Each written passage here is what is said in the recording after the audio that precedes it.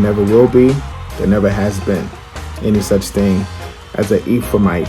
I praise the Most High, Ahaya, Ba'ashem Yeshaya, YASHARAHLA, say amen. Amen. So we praise the Most High for all things. We praise the Most High for the work that's been done. We praise the Most High for those that are still doing the work in sincerity, truth, honesty, moving in power. As we patiently await on the coming of His Majesty, the Mashiach Christ, we have to show and we have to prove all things. Okay? So, there's no such thing as an Ephraimite priest. Okay? No such thing as that. There never will be, there never has been any such thing as an Ephraimite priest. All right? So we're just going to show just real quick. Let me pull up Exodus just really quickly. Exodus chapter 30 and verse 30 says, "And thou shalt anoint Aaron and his sons, and consecrate them, that they may minister unto me in the priest office." Do you see how simple that is? That's the truth. That's the way it's supposed to be. Okay? The priest, or at least before the royal priesthood was established under the Mashiach Christ, the only priests were Aaron's sons, right? They had to be Levites, right? They had to be from the seed of Aaron. Okay? All right. Just want to show the truth. All right. So Leviticus chapter 8.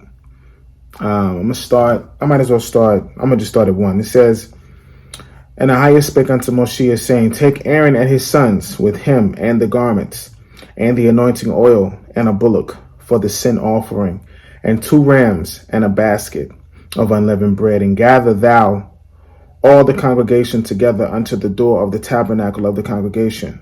And Moshe did as Ahijah commanded him. And the assembly was gathered together unto the door of the tabernacle of the congregation. And Moshe said unto the congregation, This is the thing which Ahijah commanded to be done." So this is what the Most High commanded to be done. Okay, Moshe didn't make this command, right? This is not something that was done because of any man. This is not the rule of man. This is not the commandment of a man. Okay, this is the commandment of the Most High. Watch this. It says, 5 again, "And Moshe said unto the congregation, This is the thing which Ahijah commanded to be done. And Moshe brought Aaron," okay, the Levitical priest Aaron. All right. "And Moshe brought Aaron and his sons." His sons were Levites because they were the seeds of Aaron. Okay. "And Moshe brought Aaron and his sons and washed them with water. And he put upon him the coat and the girdle. And he put upon him the coat and girded him with the girdle, and clothed him with the robe, and put the ephod upon him. And he girded him with the curious girdle of the ephod, and bound it unto him therewith." So the curious girdle of the ephod was bound to the seed of Aaron. Aaron and the seed of Aaron. You see that? Praise the Most High. 8 says, "And he put the breastplate upon him. Also he put in the breastplate the Urim and the Thummim." Do you see that? You see that? "And he put the mitre upon his head. Also upon the mitre, even upon his forefront, did he put the golden plate, the holy crown, as Ahijah commanded Moshe." You see that? So all of these things were commanded for the seed of Aaron, for the Levitical priesthood, right? To which you speak. This Antichrist spirit, right?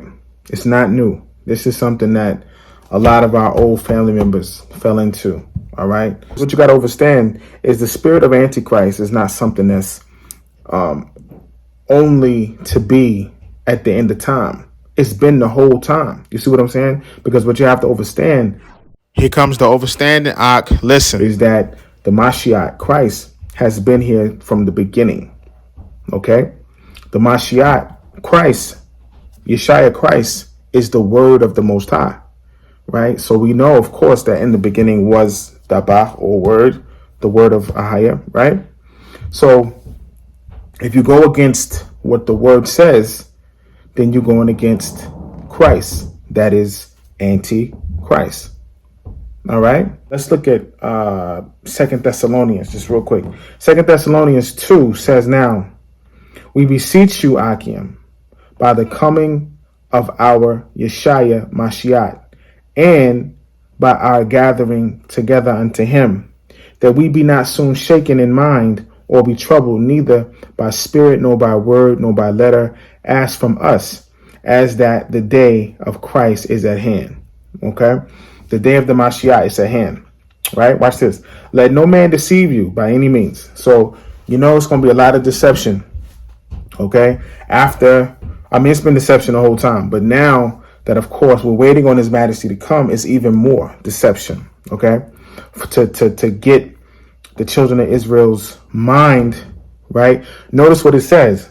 It says, "Let no man deceive you by any means." Okay. Now go back up to 2. Notice it says that ye be not soon shaken in mind. Okay. It says that ye be not soon shaken, right? Continue in your first love. The first love is these scriptures. All right. The first love is your faith, right? The first love is you putting in the work that the Most High will have you to put in because of your faith, right? Even though you can't see your salvation as of yet, even though the day of the Mashiach has not come as of yet, keep working diligently and honestly, right? Watch this. It says that ye be not soon shaken in mind, or be troubled, neither by spirit, nor by word. Just because somebody say something, just because somebody says something crazy, that don't mean it's the truth. Just because somebody says something crazy that sounds like it's the truth, just because someone says something that's connected in a way to our scripture, you have to go precept upon precept, line upon line, here a little, there a little, to find out what's really, really, really going on, right? Right? Now watch this. If your claim, or if anyone's claim, generally speaking, to righteousness is that you were never held in captivity, that is not being, nitpicky or nothing, but the Most High said that He would scatter us, right? He said He would scatter YASHARAHLA. He said He would scatter Israel, right? Let's look at something. Let's look at Deuteronomy just real quick. Okay. This is Deuteronomy 4:27. It says, "And Ahijah shall scatter you among the nations, and ye shall be left few in number among the heathen, whither Ahijah shall lead you." You see that? So that's to Israel. That's to the seed of Abraham, right? For our disobedience. This is why our families are in Babylon. This is why a lot of us grew up in Babylon. You understand this? Watch this. Let's look at Ezekiel. Okay, 20 and 23 says, "I lifted up mine hand unto them also in the wilderness, that I would scatter them among the heathen, and disperse them through the countries." We are dispersed throughout all the countries on this earth. Okay, within this earth and understanding, okay, Israel is everywhere. YASHARAHLA is everywhere. We're all over this earth. Why? Because we were scattered.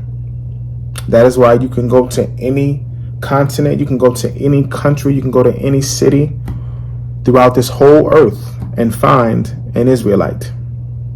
Okay? Whether they know who they are or not. You understand? Let's look at Zechariah 7 and 14. But I scattered them. Okay? But I scattered them with the whirlwind among all the nations, whom they knew not. Thus the land was desolate after them, that no man passed through nor returned, for they laid the pleasant land desolate. You see that? It's a lot of evidence here about being scattered. Psalms 44:11. Thou hast given us like sheep appointed for meat, and hast scattered us among the heathen. You see that? Jeremiah, I will scatter them also among the heathen, whom neither they nor their fathers have known, and I will send a sword after them till I have consumed them. Right? So many more, but the last one I'm gonna look at James 1:1. James, Asumash Shel Ahaya, and of Yeshaya Mashiach, to the 12 tribes which are scattered abroad, greeting. You see that? If you've never been scattered, if you've never went into captivity, okay, then 10 times out of 10, you're not an Israelite. 10 times out of 10, you're not an Israelite. You're not a belly-born Israelite, okay? And especially if you don't have the faith of the Mashiach, if you don't believe on the Son of the Most High, then you can just sew it all up. It's done, right? If you don't have the Son, then you have not Abba. You understand this? All right? I hope that this short little teaching, not really a teaching, just going into some, information, a slight teaching, just so that you can see the truth, because maybe you've never read those things before, and you can't really assume that someone knows something just because they call themselves an Israelite, right? Because if you don't know, you don't know. Many people say many things, but if you don't read, if you don't study, if you don't ever come to the knowledge of the truth, right, then you don't know. And it would be folly for me to assume that you know something that you don't know. So just take this information, and you can look up this information for yourself. It doesn't have to just be something that's just coming from me. I'm not telling you to just believe it because it's coming out of my mouth. I'm telling you that you should look at it, okay? And if you call yourself an Israelite, you have to know something about the word. You got to know something about Torah. You got to know something about the prophets, right? The new covenant, right? So just read it, and you'll see that everything that I'm telling you is not a lie, but it's the truth. It's the word. It's what was given to us, right, by our old Yeshaya Moshiach, right? He gave us this Torah. He gave us this law that we might follow it and live well, right? You understand this? So I praise the Most High, and if you have not made the Mashiach Christ your Yeshaya, if you don't call on him, if you don't believe on the Son of the Most High, then Gehenna is your next stop in life anyway. Okay? Sheol is your next destination, right? So, forget everything else. You got to believe on Yeshaya. You got to believe on the Mashiach Christ. You got to believe on His Majesty. Because if you don't go through him, you got to understand that it was the finished and completed work of Yeshaya, right, that reconciled us back to the Most High. You understand this? In peace, right? There was no peace between us and Abba. There was no peace between us and the Father because of our sin, because of our chata. But, Yeshaya or Ahaya loved us so much. He loved Israel so much that he sent his only begotten, right? His only begotten, the true and living, sent his only begotten to us that we might be reconciled back to him in love and in truth, right? The truth is in these scriptures, right? Your honesty comes from your faith, your amunah. If you don't have the faith, right, that's presented to us in these scriptures, okay, if you don't have that, if you don't possess that, then you're not an Israelite. You don't belong to the Most High. One of the ways that you know that you are the seed of Abraham, Isaac, and Yaakov is by your faith. It's by your faith.